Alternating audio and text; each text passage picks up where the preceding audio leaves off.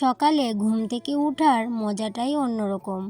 ওই যবে থেকে খুব সকালে ঘুম থেকে ওঠার অভ্যাসটা করেছি, তবে থেকেই এত সুন্দর ভোরের কুয়াশা মাখা সকালের দৃশ্যটা উপভোগ করতে পারছি। সত্যি এই সময়টা না দিনের অন্য কোনো সময়ের সাথে তুলনা করা একদমই বোকামি। তো যাই হোক, আগে নিজের পরিচয়টা দিয়ে নিই। আমি রূপা, ত্রিপুরার আমবাসার ছোট্ট একটা গ্রাম থেকে অতি সাধারণ ঘরের অতি সাধারণ একজন গ্রাম্য গৃহবধূ। আজকের সকালটা না অন্য দিনের সকালের চাইতেও অনেকটাই অন্যরকম। কি বলতো, আজকের সকালটা ছিল কুয়াশায় ভরা, তার সাথে আবার কিছুটা রোদের ঝলকানি। তো এমন অপূর্ব সকাল সত্যিই আগে দেখেছি বলে আমার মনে পড়ছে না। অবশ্য এত অবাক হওয়ারও কিছু নেই। এত ভালো একটা শুভ দিনে এত সুন্দর সকাল হওয়ারই কথা ছিল। এই শুভ দিনের সকালটা যদি অন্য দিনের সকালের মতো হতো তাহলে কি আর হয় বলো তো। তাই জন্য কিন্তু এত সুন্দর একটা সকাল দিয়েছে আজকে ভগবান। আর আজকের দিনটা কেন শুভ তোমাদের সাথে অবশ্যই শেয়ার করব, তবে একটু পরে। তার আগে বলে নিই, এদিকটাই দেখো ঘরের সমস্ত কাজ শেষ করে নিয়েছি সকালের। তো খুব ভোরবেলায় কিন্তু ঘুম থেকে ওঠা হয়েছিল, তবে সেই ভোরবেলার দৃশ্যটা তোমাদের সাথে আর শেয়ার করা হয়ে ওঠেনি। তো সকালের মনোরম দৃশ্যটা আজকে তোমাদের সাথে সম্পূর্ণটা শেয়ার করতে পারিনি, কারণ মোবাইলে চার্জ ছিল না, সেই জন্য এই যে ক্যামেরা বন্দি আর করতে পারলাম। অন ক্যামেরায় যে কাজগুলো করলাম সেগুলো তো তোমরা দেখতেই পেলে, আর অফ ক্যামেরায় আমি কিন্তু এই যে উঠান বাড়ি ঝাড় দেওয়া পরিষ্কার করা সেগুলো কিন্তু অফ ক্যামেরায় করে নিয়েছিলাম। আর সকালে চাও খাওয়া হয়ে গেছে, সমস্ত কাজ বাজ শেষ করে সকালের চাটা খাওয়া হলো ওই যে আগের দিন রাতের একটা বাসি রুটি দিয়ে। চা খাওয়ার পরে আর অন্য কোনো কাজ কিন্তু করা হয়ে ওঠেনি। এদিকে রান্নাটা বসিয়ে দিলাম, তো ভাত করে নিলাম আর এদিকে করে নিচ্ছি নিরামিষ টমেটো দিয়ে চাটনি। নিরামিষ চাটনি হচ্ছে এটা। তো যাই হোক, আজকে রান্নাটা এইটুকু পর্যন্তই থাকলো। তারপর কিন্তু ওই যে স্নান করে সোজা চলে আসলাম পুজো দিতে। তো পুজো দেবো, তো এদিকটাই কিন্তু আজকে ভাবছি যে গুরুদেবের যেহেতু জন্মদিন, সেহেতু আজকে গুরুদেবের জন্মদিনটা আমি পালন করব আমার মতো করে। এদিকে স্নান করে চলে আসলাম একটা ঠাকুরের ডেক নিয়ে। তো ওই ডেকটার মধ্যে একটু মাটি দিয়ে লেপে নেব, কারণ কি ভাবছিলাম যে চুলার মধ্যে একটু পায়েস করে নেব। যেহেতু চুলাতে করব সেহেতু ডেকটা যদি আমি এমনিতে বসিয়ে দিই তাহলে কিন্তু অনেকটাই কালো হয়ে যাবে, তাহলে আমি পরিষ্কার করতে অনেকটাই কষ্ট হবে আমার।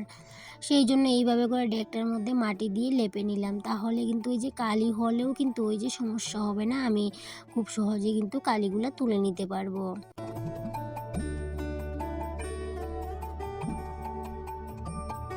তো স্নানের পরে সোজা কিন্তু আমি ওই যে ডেগের মধ্যে মাটি দিয়ে লেপে নিয়েছি, আর ভাবলাম এই কাজটা আগেই করে নিই, কারণ এই ডেগটা যখন আমি মাটি দিয়ে লেপে নিয়েছি একটু সময় রোদে দিয়ে দেবো, তারপর কিন্তু ওই যে শুকিয়ে যাবে। আর সেই টাইমটার মধ্যে কিন্তু আমি যে ঠাকুরঘরের অন্য কাজ কিন্তু কমপ্লিট করে নিতে পারবো। আর এই দিকটায় কিন্তু ঠাকুরঘর মুছে নিয়েছি, তারপরে বাসনপত্র ধোয়া হয়ে গেল, আর ফুল তুলে নিয়েছি, বেল তুলসী পাতা সব কিছুই তুলে নিয়েছি। আর এদিকে দেখো সমস্ত কাজ করতে করতে আমার ডেকটা কি সুন্দর শুকিয়ে গেছে। এবার কিন্তু চুলার মধ্যে গিয়ে আমি পায়েসটা খুব সহজেই করে নিতে পারবো। আর ঠাকুর ঘরের কাজও সমস্ত যেহেতু কমপ্লিট করা হয়ে গেছে, এবার পায়েসটা করে পুজোটা দিয়ে দেব। আর আজকে কিন্তু ভেবেছিলাম সকাল থেকেই যে আশ্রমে যাব, আশ্রমে যেহেতু বড় করে অনুষ্ঠান হয়। আর এদিকটাই দেখো যে ভেবেছি কিন্তু এই যে ভাবনা মতো কাজটা আর করা হয়ে ওঠেনি, আমি কিন্তু আশ্রমে যেতে পারিনি, অনেকটাই সমস্যা হয়ে গিয়েছিল, তাই জন্য আর যাওয়া হয়নি। তো যাই হোক, এদিকে চুলার মধ্যে আমার কিন্তু পায়েসটাও কিন্তু বসানো হয়ে গেছে। আর এদিকটাই দেখো, যেহেতু ডেগের মধ্যে পায়েসটা করা হচ্ছে সেহেতু কিন্তু একটাই ভুল করে ফেললাম, যে এই ডেগের মধ্যে পায়েসটা করা কিন্তু একদমই ঠিক হয়নি।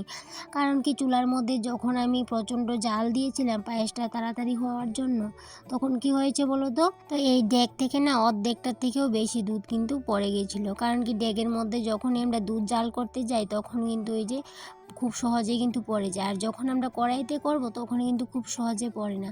তো একটাই ভুল হয়েছিল, এই যে ডেগের মধ্যে করা কিন্তু আমার ঠিক হয়নি। আর এদিকে যে দেখো দুধটা কিন্তু আর একটু পরে পড়েছিল, তো সেটা কিন্তু আমি আর ক্যামেরা বন্দি করতে পারিনি।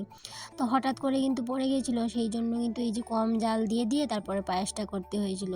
আর পায়েসটাও কিন্তু কি হয়েছে বলো তো, একদমই ভালো হয়নি। আর আমি ভাবলাম গুরুদেব কি আমার সাথে রাগ করলো, এরকমটা কিন্তু আমার সাথে কখনো হয়নি, আজকে ফার্স্ট টাইম হলো। এরকম পায়েস আমি কখনো করিনি। তো যাই হোক, যেমনই রান্না করেছি পায়েস তেমনটাই কিন্তু গুরুদেবকে নিবেদন করে নিয়েছিলাম। তারপর দুপুরের পূজা তো এইভাবেই কমপ্লিট করে নিয়েছি। গুরুদেবের জন্মদিনটা আমি আজকে এইভাবেই পালন করেছিলাম। আর সন্ধ্যের দিকে কিন্তু ইচ্ছে ছিল সত্যনারায়ণ দেবার, কিন্তু কি হয়েছে বলো তো, মা কিন্তু ফোন করেছে বাড়ি থেকে যে বাড়িতে চলে আয়, কারণ আমাদের বাড়িতে তো বড় করে সত্যনারায়ণের পুজো হয়, তারপরে সন্ধ্যের সময় কীর্তন হবে।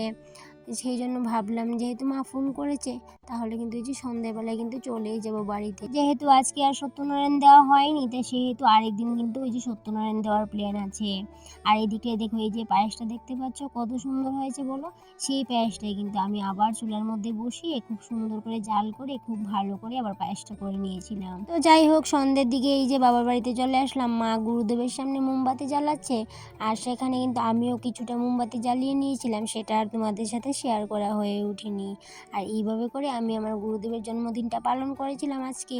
আর আজকের ব্লগটা না এই পর্যন্তই। সবাই ভালো থেকো, সুস্থ থেকো, টাটা।